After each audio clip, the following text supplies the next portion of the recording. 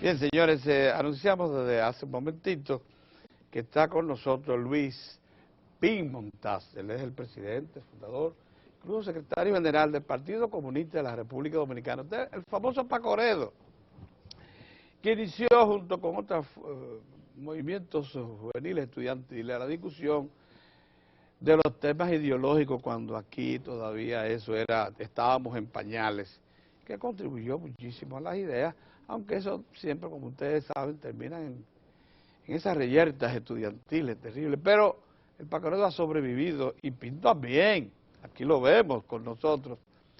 Y lo hemos solicitado este lunes, como estamos haciendo cada lunes, para tratar de poner en claro lo que son nuestros orígenes, nuestra organización, nuestra vocación para vivir en sociedad moderna e incorporarnos al desarrollo económico, social, cultural.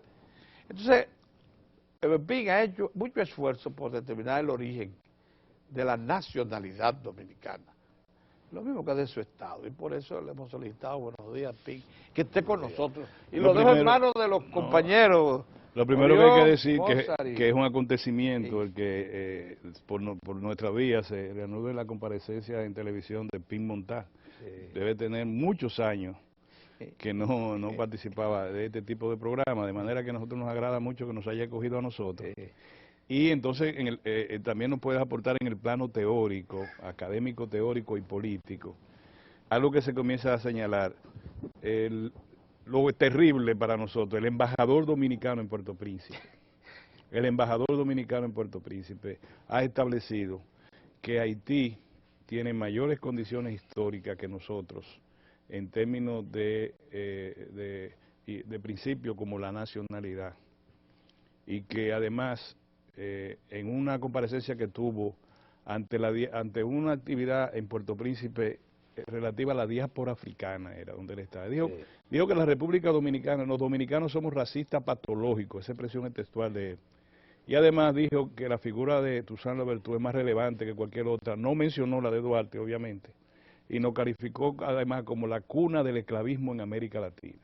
Por tanto, es importante establecer qué somos nosotros en términos históricos como nación versus Haití como nación. No los dominicanos contra los haitianos, sino expresiones históricas, conceptos históricos de esos elementos.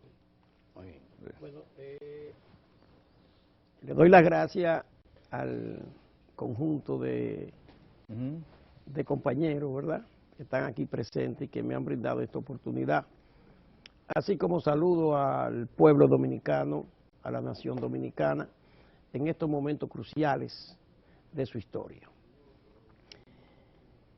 La cuestión es que hay que preguntarse, ¿tenemos derechos acumulados a favor de constituir un Estado nacional libre e independiente?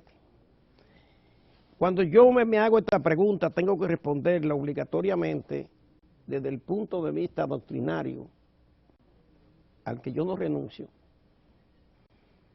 y al que estoy consagrado desde el año 1964, que es la doctrina socialista, marxista, leninista. En este sentido, difícilmente se puede encontrar una explicación al problema y a la justificación de la nación dominicana fuera del contexto del marxismo. Duélale a quien le duela, moléstele a quien le moleste. Y a pesar de que se proclama el fin de las ideologías, el fin de la historia, todo eso se ha ido disolviendo, se ha ido diluyendo, y de nuevo estamos en el meollo del asunto. Por ejemplo, se plantea el derecho a la existencia del Estado dominicano, la nación dominicana. La posición del embajador dominicano en Haití no solamente llega hasta ese punto, sino que culmina reclamando, que es lo que más lo identifica con la causa haitiana, que debido al prejuicio racial dominicano y al autoengaño de que no nos damos cuenta que somos racistas, se hace imposible en República Dominicana crear un movimiento segregacionista negro que reivindique la africanidad. O sea, de hecho, el embajador dominicano en Haití está planteando la división, que es un absurdo de la sociedad dominicana, entre blancos y negros. Esa es la culminación de su conferencia, que yo precisamente traigo un resumen publicado en Acento Con al respecto. El dominicano no quiere que seamos negros, y eso dificulta congregar un sentimiento que haga posible desarrollar un movimiento a favor del o en contra del racismo, y nos aceptemos como racistas. Eso es insólito. Eso es insólito. Esos son de los factores que contribuyen a la confusión reinante. Como por ejemplo, hay fuerzas aliadas del gobierno y hay fuerzas coincidentes con el Estado Dominicano que por tanto tienen que coincidir forzosamente con el gobierno dominicano, en tanto y en cuanto el gobierno dominicano es el representante oficial del Estado Dominicano, de la nación dominicana, aunque nos guste o no nos guste. El gobierno de Danilo Medina y del PLD es el representante del Estado Dominicano y de la nación dominicana. Y por tanto, si hablamos de la nación dominicana, tenemos que tratar de hacer confluir nuestra comprensión de ese problema a favor de la nacionalidad, a favor del Estado, de la nación dominicana, del Estado Nacional Dominicano, coadyuvando que el gobierno asuma su responsabilidad en esa tarea. Por eso yo digo precisamente que habemos fuerza coincidente con el gobierno, con el Estado, y hay fuerza aliada del gobierno y del Estado, que no es lo mismo ni es igual. Yo creo que todos aquí tenemos suficiente experiencia política para darnos cuenta de lo que yo estoy planteando. ¿Qué resulta? ¿Cuál es el origen real de la cuestión? Se ha hecho una confusión muy grande en cuanto a que se dice que Haití representa lo más puro y lo más ideal de la lucha por la constitución de los estados nacionales. Porque se supone que el movimiento de independencia en América Latina y el Caribe es un movimiento de constitución de estados nacionales independientes. No obstante, se da el caso de que en Haití no se constituye un estado nacional, sino un estado racial. Y todo el mundo admite que la revolución de la independencia haitiana no fue una independencia nacional, fue de la raza negra, racial. Y es el caso sui generis único de una guerra racial en América Latina. Porque no se puede considerar el exterminio de los indígenas por parte del colonialismo español y de la Iglesia Católica de los indígenas como una guerra racial. Es un exterminio, es una racia, es un genocidio. Pero estamos hablando de una confrontación por un objetivo. ¿Qué se constituye en Haití? ¿Se constituye una nación? No. Y eso lo admite extrañamente Silié, de que Haití constituyó primero el Estado antes que la nación. Lo que él no dice cuándo Haití constituye nación, porque desgraciadamente, y yo lo lamento como marxista, que Haití no haya logrado ser nación, ni lo es hoy en día. ¿Por qué no es nación? Sigue siendo un Estado, pero un Estado tribal. Porque Haití tiene como medio de comunicación de idioma el creol. Pero ¿cuántos creoles hay? Hay tanto como tribus componen Haití. Hay de 19 a 21 tribus. Y son 19 o 21 creol que hay. Hasta el punto de que, por ejemplo, en hospitales dominicanos, que hay médicos residentes, o sea, haitianos especializándose, y que trabajan a la par con los dominicanos, enseñados por los dominicanos, llegan haitianos heridos o parturientas, y los médicos dominicanos le dicen, mira, como tú estás aquí, ayúdanos a interpretar lo que él está diciendo, lo que él se siente y cosas. Y los médicos haitianos residentes comienzan a hablar, dicen, doctora o doctor, yo no entiendo lo que él me dice, porque yo no entiendo ese dialecto. O sea, que no hay ni siquiera una unidad de lengua. ¿Qué resulta? Sí. Pero yo digo, ¿qué resulta? ¿Por qué es que Haití es un estado tribal, no un estado nacional? Porque lo que constituye la base final para constituir lo que se llama nación es el idioma. El idioma. Una nación puede estar constituida por todo este abigarramiento racial, pero ¿qué unifica? Como lo es República Dominicana. Sin embargo, ¿qué unifica a los dominicanos? El idioma. El idioma. Y eso yo quiero precisamente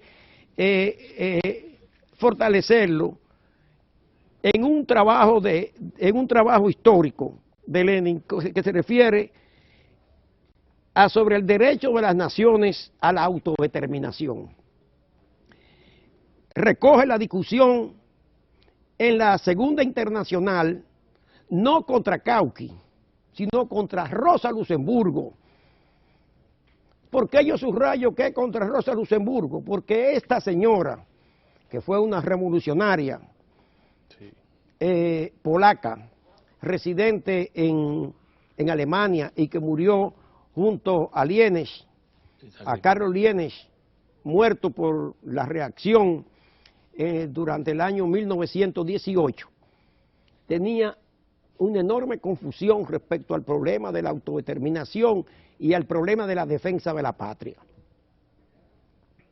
Sí, respecto al problema de defensa de la patria, que se ha creado un fetiche de que los comunistas no podemos defender la patria, de que los comunistas no tenemos patria, que la clase obrera no tiene patria. Y eso también es un fetiche, eso es falso. Eso se refiere solamente para los países capitalistas desarrollados.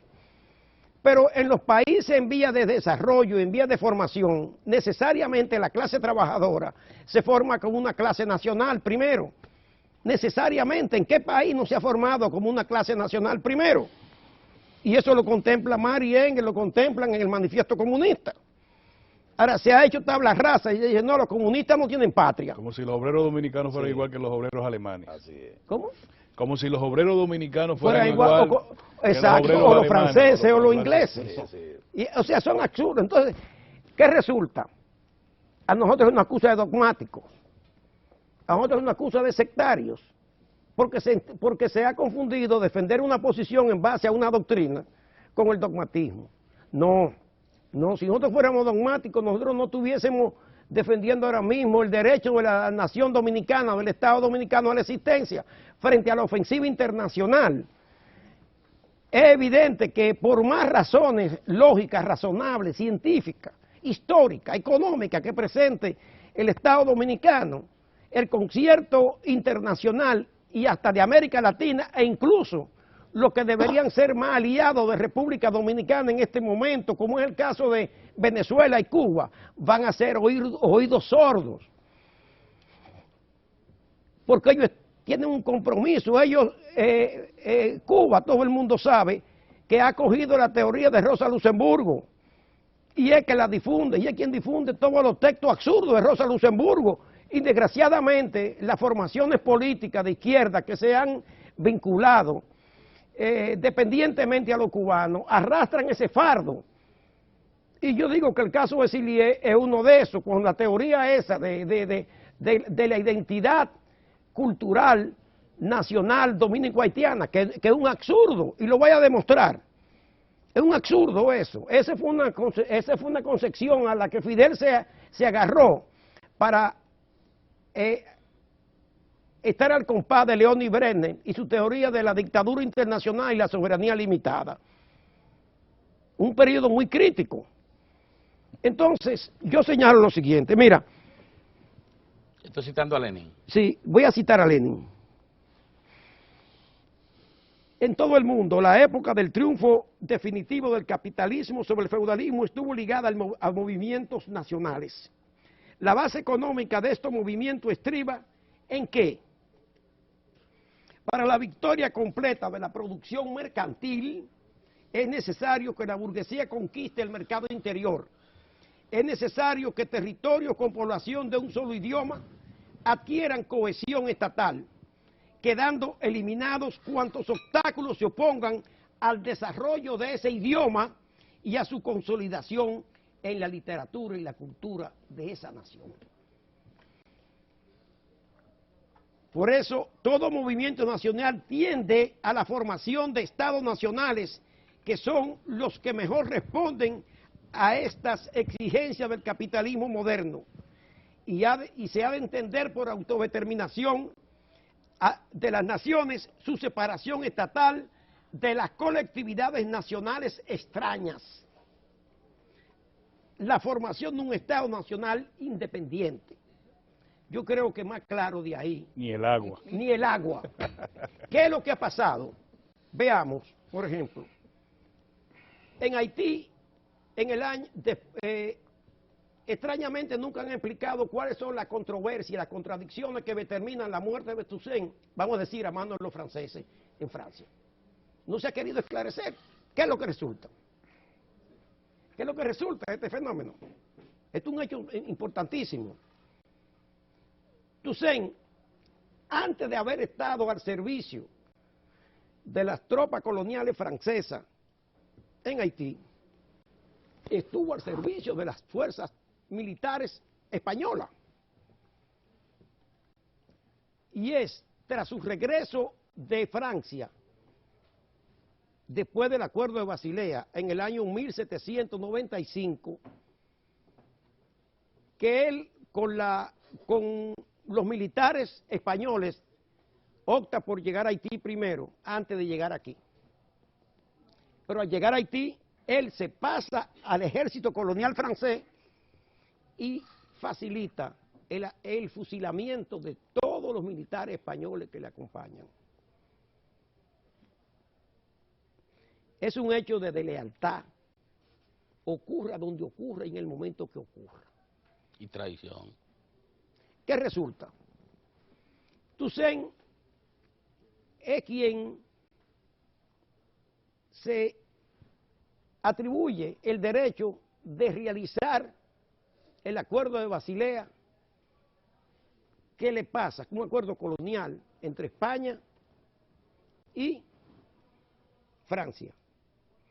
Sobre todo porque ya España está en manos de los Borbones, porque así lo había determinado un papa en el año 1700.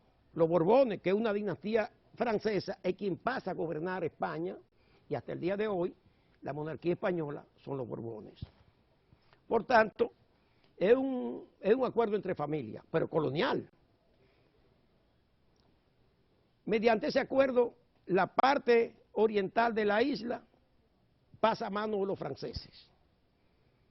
Pero ¿qué resulta? Aquí, en esta parte oriental de la isla, existía un movimiento que se decía colonia española, pero muy resistente a España, que estaba compuesta por su gran mayoría, como lo admite el mismo Sillier. ¿Por quiénes? Por blancos criollos, o sea, españoles, por mulatos libres, por negro libre y una cantidad específica, vamos a decir, que oscilaba de un 15 a un 20% de esclavos negros. Pero esos esclavos eran esclavos aquí como eran en la parte de Haití. No, no. Aquí se sentaban en la mesa. O sea, tenían Sí. caminaban libremente, hasta Sí. tenían negocio. Y compartían alimentos. Y compartían. Entiéndase eso, que esos hechos ocurren no fortuitamente, no por casualidad. La cuestión de por qué se da la unidad entre esos esclavos, esos mulatos y los criollos españoles, no es casualidad, es que eran más afines entre sí que los españoles criollos con España, porque España lo único que hacía era que le quitaba tributos, pero no le aportaba nada como país, como centro colonial, como metrópoli. Entonces, ¿qué resulta? Lo mismo, lo que no tocan los historiadores como Rubén Sillier, Franklin Franco, Hugo Tolentino, es que los mismos gobernantes franceses que prácticamente era la burguesía conservadora que después de la muerte de Robespierre